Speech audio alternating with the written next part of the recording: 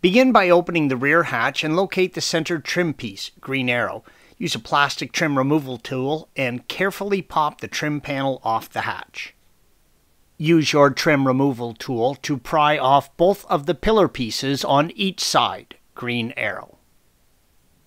Open the rear glass hatch and pry out the plastic trim piece, green arrow, covering the drive for the rear wiper motor. Close the rear glass hatch and open the main hatch.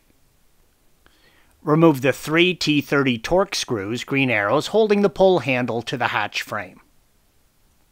Now use the plastic pry bars to carefully pop the trim panel on the bottom of the rear hatch, green arrow. Once the panel is removed, press the tab on the electrical connector, yellow arrow, and disconnect it. Set the trim panel aside and remove the 3 10mm nuts, green arrows, holding the motor to the rear hatch. Now carefully pry back the arms, green arrow, holding the electrical connection to the motor. Installing the new motor is the opposite of removal.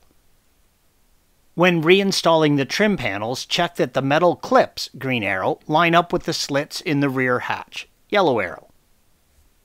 Thanks for watching. Be sure to subscribe to our channel and check out another video in this series.